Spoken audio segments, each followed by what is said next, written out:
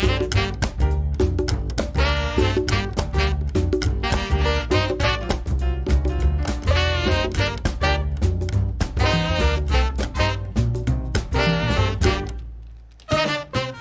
morning and welcome to Dateline New Haven on WNHH-FM. I'm Paul Bass, inviting you to look behind the headlines and the stories that make us tick. We're going back to the future today. We have a young man here we're going to look back on the last few months when he's been the center of politics in New Haven and Hamden. Field director for the mayoral campaign of Liam Brennan in New Haven, a first-term legislative council member in Hamden, and going to the future to think what this means next for him and for politics in our local community. His name is Abdul Osmanu. He's only 21 years old, and he's already making an impact on politics in New Haven, Hamden. Good morning, Abdul, and thanks so much for returning. Yeah, no. Thanks so much for having me. It's awesome to really be back here. I remember being here like 2 years ago, alongside my now soon-to-be departing council member Justin Farmer, as well as Miriam Khan when we made up the Jam slate. So it's lovely to be back. And Jam was it was Democratic Socialists. What did Jam mean? Justin, Abdul, Miriam. All right. Miriam's construction. So, you just finished school. You told me Southern Connecticut State University, but you've had this real-life education in local politics. And first, I want to talk to you about being field director and really the most visible staffer for Liam Brennan, who ran a primary challenge for the Democratic mayoral nomination to incumbent Justin Elicker. On the one hand, you guys really accomplished a lot. It was a busy field, and you were the only ones who made it on the ballot in this very difficult process to petition on the ballot. You were the only kind of visible, people had a lot more money. You were the visible candidacy that got a lot of attention, a lot of signs up in town. But in the end, you didn't get tons of votes. It was low turnout. You had only 30% of that. He beat you 70-30. So what was that experience like? What did you learn from it? How do you look back on it now? Heading into that, I had a faint understanding of, New Haven, living in proximity, then also having lived 2 years of my life actually in New Haven when I was younger, and understanding New Haven a little bit. But I'm coming away with, a much better understanding of the city as a whole, then also just, ideas of what really is possible, and, the real need to continue pushing that.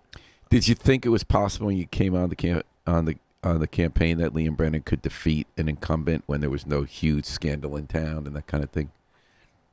I think that coming into it, we knew it was an uphill battle. If you asked anybody that was not on the campaign in February, they probably would have told you that they didn't expect us to make it all the way to September. Yeah. Especially in a field that was that crowded, where I remember it really being early on, where folks were like, "Oh, this is a nice campaign with really great ideas, but you're only going to finish third or fourth." So I think coming into it, there's a little bit of a feeling of being an underdog, which I have no problems with, because there's been many areas in my experience where I felt like an underdog of sorts, and all it really leaves to that is just continuing to grind and put that work in, and continue proving people wrong, which is really always fun. That's fun. So you proved them wrong about how you're going to emerge as the second candidate. A lot of times when people work in politics mostly out of idealism as opposed to a quest for personal power or the kind of trading to get more influence, there's often that kind of hangover day after election day when the polls come in, and even though you kind of knew intellectually you might get slammed, when you look at the stark numbers, at least I've known that in the past, it's kind of cold water across your face of idealism, maybe. Did it feel that way when you lost 70-30? I think that when we lost 70-30, wasn't necessarily the margins that we thought it would be, but I think that's where one of the first questions I actually asked Liam when I met with him right before joining the campaign is that second to winning, what do you want this campaign to be about? Because the number one prime goal of any campaign is to win. But second to that, what do you want your impact or, so to speak, legacy to be in terms of this campaign? And he told me straight up, it's pushing the issues that really matter to him, the issues that he's, been pushing for years. So, looking at those, results and margins is a little bit of a kind of just having that hit you in the face and kind of learning how to understand and deal with that is quite a bit. But looking back on it, we ran the campaign that we really did want to run. Uh-huh. And there's much more to really be analyzed weeks and weeks out because it's still kind of really fresh. But there's not really a whole lot to really be ashamed of because Oh we ran no, the campaign that we really wanted to there's run. nothing to be ashamed of. Yeah. I mean, when I looked at it as a reporter, I was very impressed. I mean, it never got nasty. I mean, there's another candidate who's desperate because he doesn't get attention. He's picking on drug addicts, right? You didn't do anything like that. He's making wild accusations of corruption. It's like you didn't do any of that. It was never ad hominem. It was really issues focused, and it was smart. I mean, we were surprised at how many stories Tom Breen and Laura and Nora did that were really interesting. You talked about, do you cover up these wide streets to create more room for affordable housing? How do we reform our zoning code? How much can we push the limit of not arresting certain people and have public support for that to rethink how we do policing? And those are good issues. Yeah, and those are the issues that people really need to hear and be exposed to because those conversations. And I remember thinking when I started reading those articles in the Independent, I was thinking, this is why we want campaigns. Yeah. And when you run a campaign, there are people who get elected to major offices who lose by big margins but run respectable campaigns and then they get backed in it. Yeah. There's nothing to be ashamed of. Yeah, no, absolutely. But I mean, there is that cold water. Yeah. They're like, holy cow, 70-30. We're like, we run around here. And we were so right.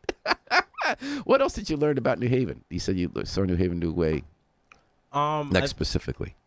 I think just like the intricacies of like different neighborhoods. Where Give me some examples. Like it's weird. If you asked me what the difference between Dixwell and New Hallville was, before like I hopped on this campaign, like I might be able to give you like a quick little rundown, but like now I could just like talk to you about like just like, oh yeah, this is like the vibe of like. Well, tell me that because I have this like stuck being an old guy. My thing always was Dixwell was rental, the oldest black neighborhood rental. North Hallville became a majority black neighborhood much later. It was a homeowner neighborhood, but then that shifted after the crack epidemic, and now it also has become a largely rental neighborhood, but no big housing development like the one. And then the Dixwell's like they had at Elm Haven, but then Dixwell became sort of the up-and-comer of the black neighborhood because of all development going on and the improvement in what was Elm Haven, whereas New Hallville with the sort of Section 8 landlords seems to have been sliding a bit. Is that the right vibe? Yes, that is just about like the right. Because I'm very interested when you saw it with fresh eyes, because we get stuck in the past, old people. Yeah, no, you're exactly spot on. Like those were like some of the differences that I really saw in, for example, like a Dixwell in New Hallville, where like a lot of times we just like clump them together, but it's like no, they're like completely different like neighborhoods with like different histories. And if you're to really come to them and have a conversation about the issues, it's really important to really have that in mind. Tell me about a day in the campaign trail that sticks out in your mind. I think that I think a day that really sticks out in the campaign trail in my mind, for a really specific reason, was when we were petitioning to get on the ballot. I think it was really early on. It wasn't that much time, so it couldn't have been too early. No. You only had 2 weeks. Yeah, it flies by really quickly. I'm actually thankful that it flied by really quickly because there were some days that were like really brutal, especially when we had that like really bad heat wave towards the beginning of it. Bad what? Bad heat wave. Oh, yeah. And you had 2 weeks, right? Yeah. I've never actually gotten sunburned on my legs until then. But yeah, I think so, like you said, like I serve on legislative council in Hamden, and my duties in doing my job did not disappear with the campaign.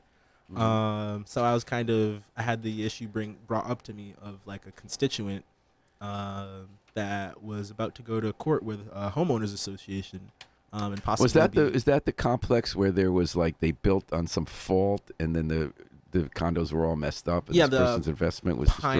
The Pine Rock condos. Yep, y'all did a article on that. Yeah, no, yep. Grace Flood did. Yep. So they actually, one of the ladies living there was actually about to be be evicted. And I'm like petitioning. So like I have that duty, but then I also have like. So what'd you do? I pretty much liaised the situation alongside like the town.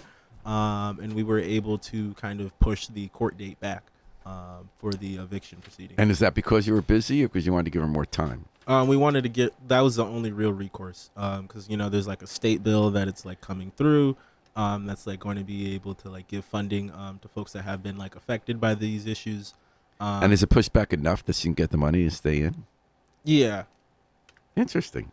And we're talking to Abdul Osmanu, who just had a very interesting few months running for re-election to a second term on the the Hampton Legislative Council. He was the field director, most visible and local person working for the main Democratic primary campaign, Liam Brennan. And he's only 21. And he's here on Dateline, New Haven, 103.5 FM, Lost Gene, New Haven, Independent.org. So let's talk about that petitioning process. Yeah. Okay, I'm cranky about this. Obviously, the Democratic Party can set its own rules for how you get on a ballot. So it's very easy to get on a general election ballot in New Haven. You basically have to go out of your door for 2 minutes and get a couple people to sign a petition. You can run for alder. You might have to spend a day to get mayor. But they said it almost impossible to get on the primary ballot. You have to wait until the Democratic convention is over, nominating the official endorsed candidate for the party, even though you know you're not going to get that endorsement. Then the clock ticks. You have only 2 weeks to get 1,600, is it, valid signatures of Democratic voters. And because you can do it as best as you can, honestly, and still make lots of mistakes, turns out a person wasn't registered when they thought, their name was written wrong, you really need well over 2,000. You need like 50% margin. And in only 2 weeks, while you guys are out there doing that, Abdul, I'm not great at math, and I just kept trying to do math in my head and trying to figure out how it was even possible, like how many hours there are in a day. So, you need, let's say 2,400, you have, let's say 2,800, or 20, what's a good multiple of 14? Let's say you need 2,100 signatures that are valid. 2,100 signatures, you have 14 days, that would be, what is that a day? Like 150 a day. So if a good hour, you can get, 10 if you're really lucky, if you go to Stop and Shop like you guys did and people aren't just yelling at you. Can you get 10 in an hour? Oh yeah, I think like the baseline was like to try to get about 10 an hour. Sometimes if you really pick so the you perfect need spot, 15 hours of work straight for 14 days and have those good hours. Because I did petitioning years ago when I was your age. I hate to sound like that, for a third-party candidate for president. Yeah. And I remember what it was like hour after hour and how much you had to work for each signature if you go to busy places. So you must have had 15 hours worth of labor on the ground every day for 14 days? Yeah, but I mean, like, we didn't really do it alone. We had a really phenomenal team. Like how many people? About like 15 or so. A team of 15. So they each put an hour a day, 14 days, if they did it right. Yeah. And how did you make sure you did it right? Because other campaigns failed and had it rejected because the rules are so stacked against you that even if you have a lot of energy, like another one of those other candidates, they really still get a lot rejected. So you can hand in the number that's not there. How did you do it so that it could work? What did you know going in, and how did you succeed? Okay, before to preface that, we decided to not participate in the convention. We decided to. You knew you weren't going to get the delegates. Yeah. Should show goodwill to the process and the folks that are a part of that process because we're not too good to not. There was a candidate in 2013 who went there and said how he was above the process and this is dirty and bad. I like how you guys did it. Yeah, we're you need those people eventually. These are everyday people who work on award committees. They see it that way. You're going to need them if you win. Yeah. So that I think kind of gave us the ability to really focus and hone in ahead of time of the work that we were really going to put in to get on the ballot to petition, because that's how we knew we were going to get on the ballot. So we had a really good program with our field organizer.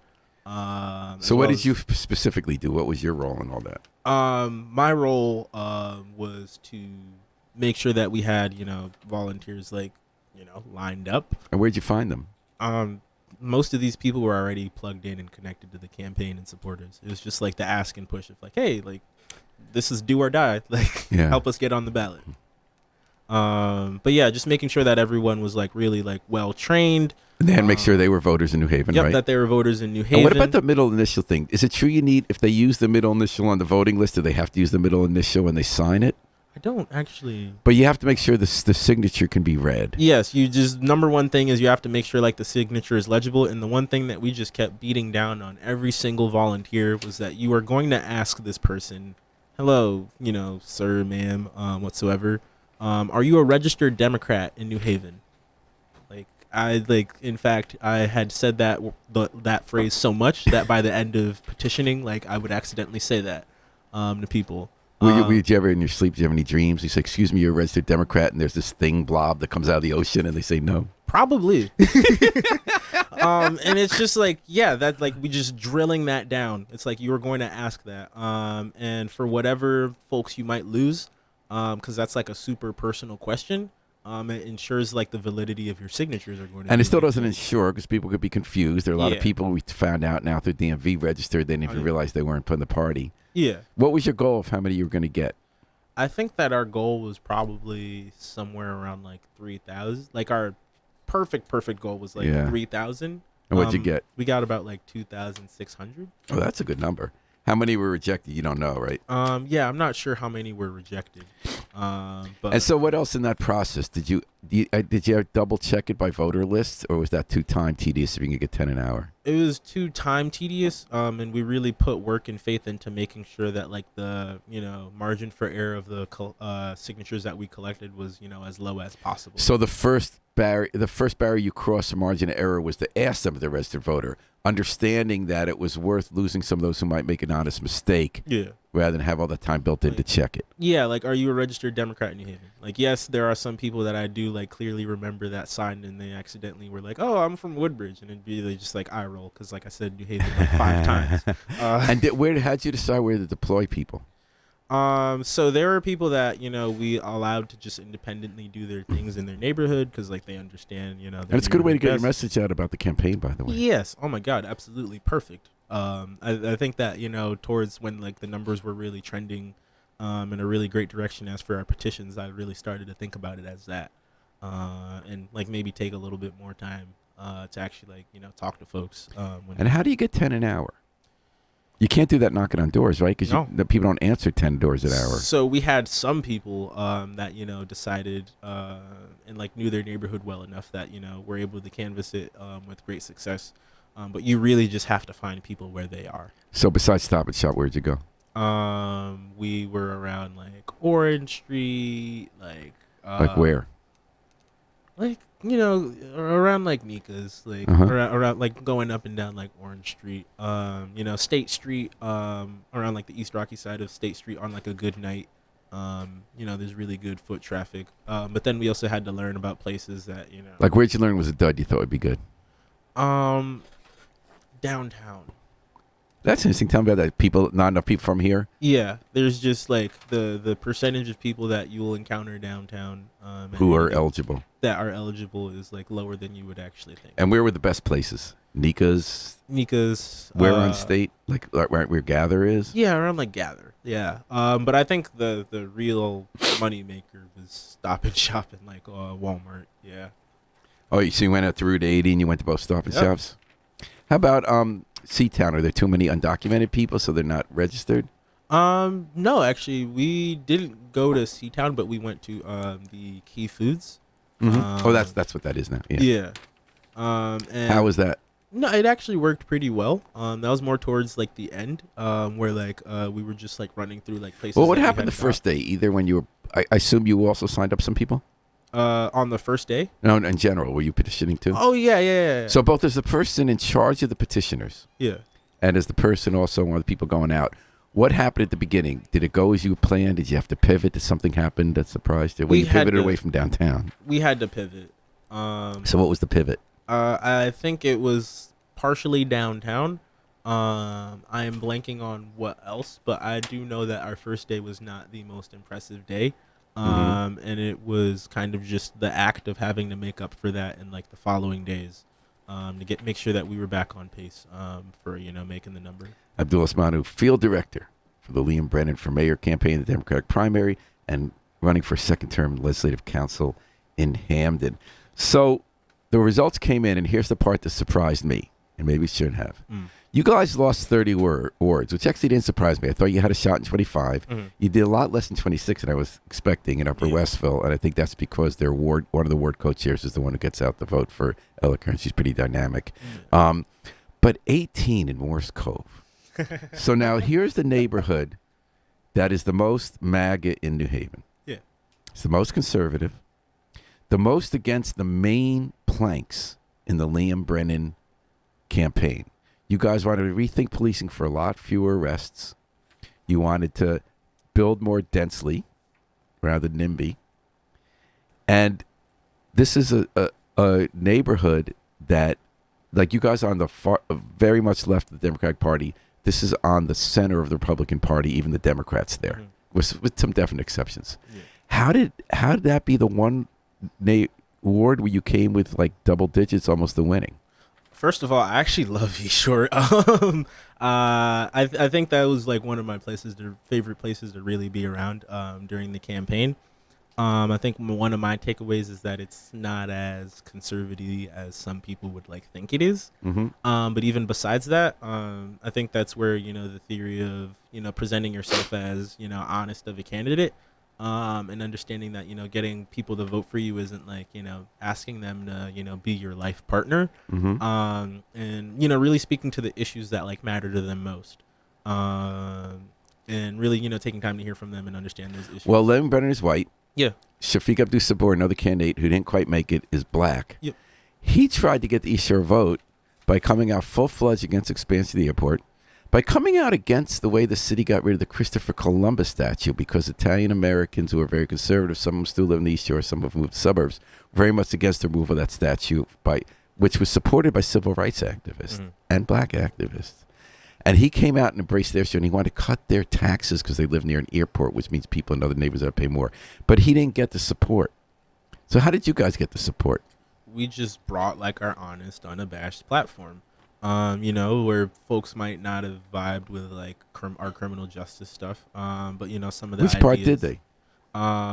Education. What was it? What was your education they agreed with? I think one of the things that they really agreed with on education was the fact that, like, cool, we have, 80 or so vacancies.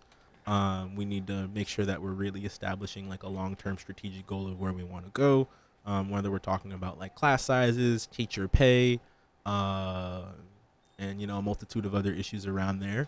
Another thing that I think that they were kind of sympathetic because, like, you had other candidates that like came really hard against the airport, where I believe that our campaign stance was like, cool, we want an environmental impact statement. And Now, here's the cynical view. Yeah. They just wanted to punish Elliker because he was this liberal who took down the statue, and okay, you did too, but you can get back at him. But also, when you're in office, you look at the airport differently. So his point was they've done the environmental impact statements already, so that's a fake issue. You're just trying to punt so you can get the votes of people who are mad at him for having to make decisions. Is he right about that? I think that, I would have, if you asked me how I felt about that, I probably would have felt the same way about, similar to what he said months and months ago. I thought you guys punted because it wasn't a big issue for you, so I lose the votes. Yeah, no, I think And there are legitimate environmental concerns for sure. No, there's actual legitimate environmental concerns, and it's one thing to, like, hear about it, but, like, to actually be there and hear the noise, see the wetlands. Hear the noise, like, I'm, like, canvassing and talking to someone, and just, like, an airplane engine just, like, revs up, I feel, the force of it. But how about the argument that you moved near an airport? I understand that, but I think that's not really the question. It's about the expansion and like the actual long-term like environmental impacts of that. Because if you've had the chance to breathe in those fumes while those planes are idling, you will be nauseous and sick. And to think of what the long-term impacts of that, I don't think that saying that you decided to live near an airport really suffices and actually comes from like a genuine like human place of care for other people. That's fair enough. And then how about on defund the police? So Liam and a lot of people joined the campaign really want to rethink police, and Elliker said we did an outreach team that's taking some calls. The long-term goal there is only 10,000 out of more than 100,000 a year, but it's a start. You guys wanted to think more about, like, Liam had a really interesting moment at the candidate debate where he said, how many people here know someone, your family or friends, who have been in trouble with drugs? Would it help them to be in prison? And nobody raises their hands. So he's saying, arrest fewer people. But it's a loser in a lot of neighborhoods as an issue because the way it's been defined. How did you navigate that? I think that, part of it is, and it's one of the things I admire about Liam so much. It's, if there's an issue that he is passionate about, he will put himself out there on that issue. And if he has to, go through the process of like tirelessly explaining himself on, why he believes that, he'll do it. And he's not necessarily afraid of, the blowback that may come because of that. I realize time's going a little faster than I thought. Abdul, you're only 21 years old. You've already served a term on the Hamden Legislative Council, which is a city councilor. Yeah. You came in with a team of people from Democratic Socialists of America. Yeah. You wanted to bring progressive change. How did it work out, and why are you running for a second term? I think that it worked out pretty well. I think a lot of the ideas and projects that we really had, whether regarding to like police record retention, like the remediation of crumbling foundations. Where in was Southern that? Tell me Hampton. about that. So this is actually it's not only like the Pine Rock condos in my district. It's actually more prevalently in the New Hallville community in Justin's district, where you have homes that are sitting on brownfields. They have structural foundation issues, and there's the need to actually help those folks. And what happened? What help were you able to get? So we were able to put $3.5 million as a start for ARPA. Town money. Yep. ARPA ARPA money to really remediate that. That's great. And also begin to get like a better idea of like the actual scope, because 3.5 probably is not going to be anywhere near what's needed to do justice to the people of New Hallville as well as the Pine Rock condo area. And what to do with police record retention? So we had that interesting thing where like we had like The records disappeared about complaints. Destroying, kind of just like putting like guardrails around that where it's like, cool, let's just make sure this doesn't So happen what did you again. do?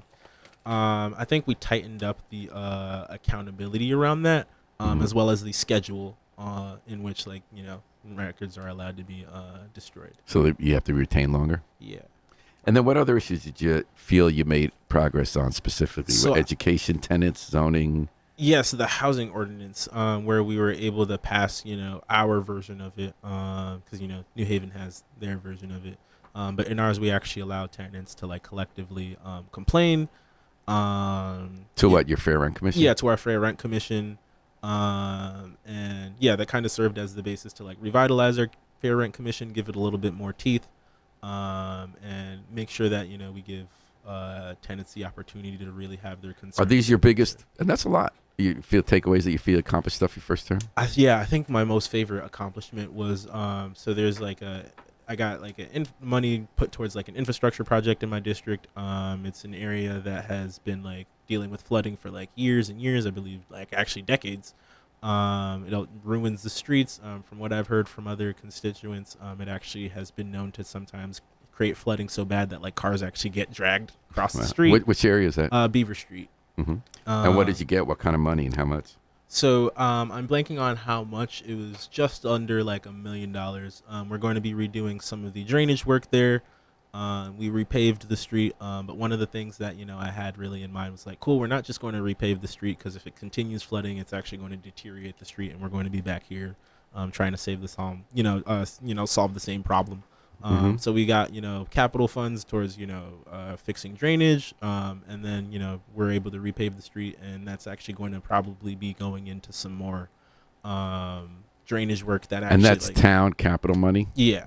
Did you ever think, so you go to conferences on democratic socialism, remember Democratic Social America? Yeah. Do these issues fit into how you envision socialism? What do you think democratic socialism is, and how does it fit into like flooding issues, tenant organizing, police accountability, and crumbling foundations? Yeah, I think that it really does fold into democratic socialism as an idea, because when we're doing this work, this hasn't really been us alone.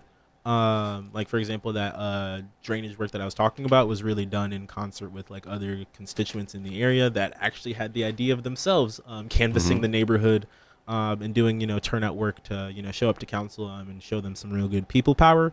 But I think some of the other work that we're talking about is really giving people in our town power, and empowering them that like, cool, you're a part of this community. I may represent you, but we are better for it if we are empowering you and giving you the opportunity to have some sort of power and agency over your own your own town that you live in and pay taxes in.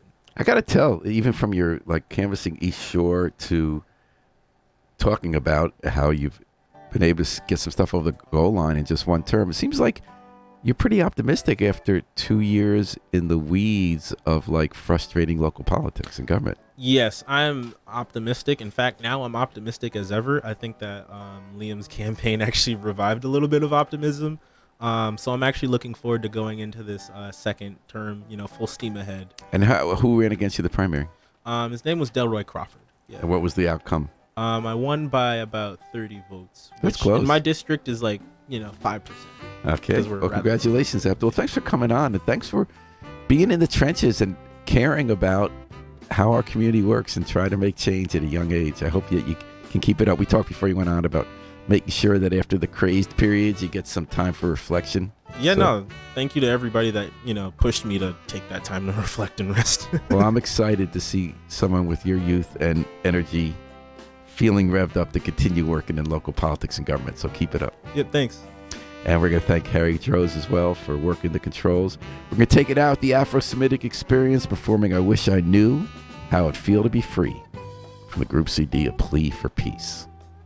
This is Paul Bass inviting you to fly free with us all day, all night, and all weekend long. And for those of us who are going to watch the gates of heaven close for one more year and plea for atonement and redemption on Monday, I hope we have the easy fast and another year of life. This is 103.5 FM live streamed at newhavenindependent.org, Dateline New Haven.